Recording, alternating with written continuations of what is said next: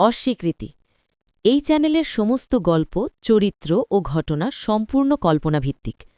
কারো জীবনের সঙ্গে মিল থাকলে তা সম্পূর্ণ কাকতালীয়। এই চ্যানেলের উদ্দেশ্য শুধুমাত্র বিনোদন ও জীবনের শিক্ষা দেওয়া। ভালোবাসুন বাংলা গল্প, ছড়িয়ে দিন অনুভূতি ও মূল্যবোধ। কখনো কখনো বড় মানুষ মানে ধনী নয়, বড় মানুষ মানে যে একটু হৃদয় খুলে দিতে জানে। কলকাতার ব্যস্ত রাস্তা, হাজার মানুষ এদিক ওদিক ছুটছে। কেউ অফিসে, কেউ দোকানে, কেউ মোবাইল স্ক্রল করছে। এক কোণে বসে আছেন এক বৃদ্ধ মানুষ, ছেঁড়া জামা, কুঁচকে যাওয়া মুখ, চোখে অপার শূন্যতা।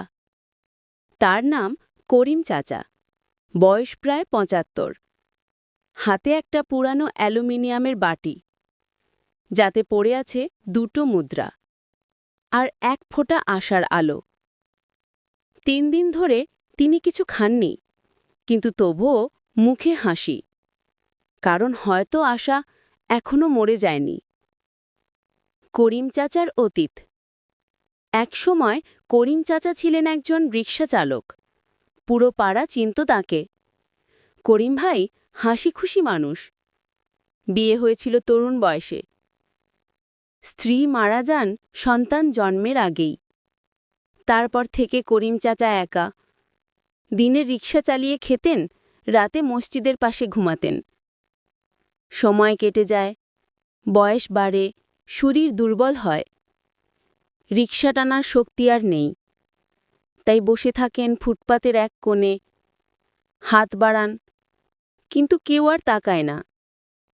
একদিন কেউ পাশ দিয়ে হেঁটে যাচ্ছিল। তারা হাসতে হাসতে বলে, এই বুড়ো মানুষটা কেন এখনো বেঁচে আছে? করিম চাচা শুধু চুপ করে বলেন, হয়তো আজও কেউ আমাকে ডাকবে। একই শহরে কিছু দূরেই থাকে ১০ বছরের এক ছেলে, অর্ণব। মায়ের একমাত্র সন্তান। বাবা বাইরে কাজ করেন, তাই অর্ণব থাকে মায়ের সঙ্গেই।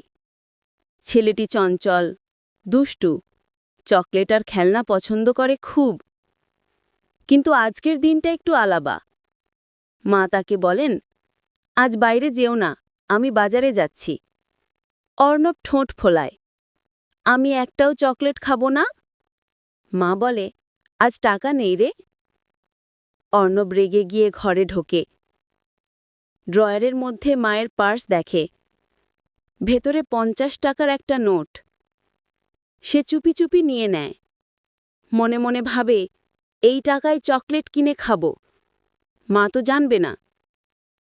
রাস্তা পেরিয়ে দোকানের দিকে যাচ্ছে অর্ণব। রোদ গরম, রাস্তার ধারে লোকজন হাঁটছে। তখনই তার চোখ পড়ে এক বৃদ্ধ মানুষের দিকে। করিম চাচা বসে আছেন ফুটপাতে। চোখে ক্লান্তি, মুখে অবসাদ। বৃদ্ধের পাশে একটা ছেঁড়া ব্যাগ, ভেতরে পুরনো কম্বল।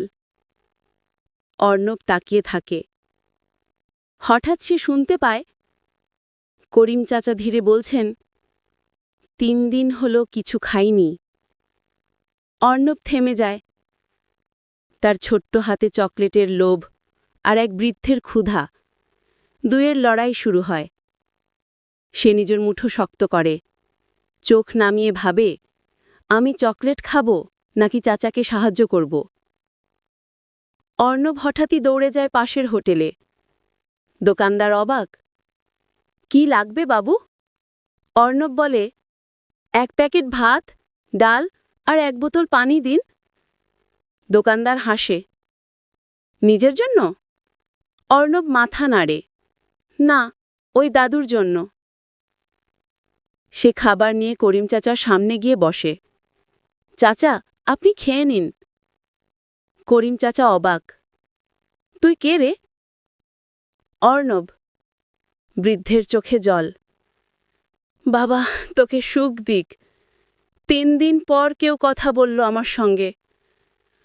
অর্ণব হেসে বলে, চলুন আপনি খান।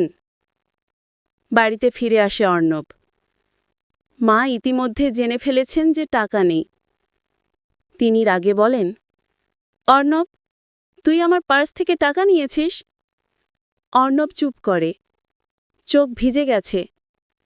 আমি চকলেট কিনিনি মা, এক চাচাকে খাইয়েছি, উনি 3 দিন না খেয়েছিলেন। মা স্তব্ধ হয়ে যায়। এক মুহূর্ত নীরবতা, তারপর চোখে জল এসে যায়।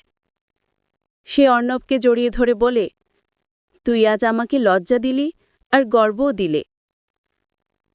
পরের দিন সকালে মা আর অর্ণব একসঙ্গে বের হয়, হাতে একটা প্যাকেট খাবার। ফুটপাতে গিয়ে করিম চাচাকে খোঁজে। বৃদ্ধ এখনও বসে আছেন, কিন্তু আজ মুখে হাসি। অর্ণব বলে, চাচা, আজ আবার খাবার এনেছি। করিম চাচা কাঁপা গলায় বলেন, তুই তো আমার নিজের নাতির মতো।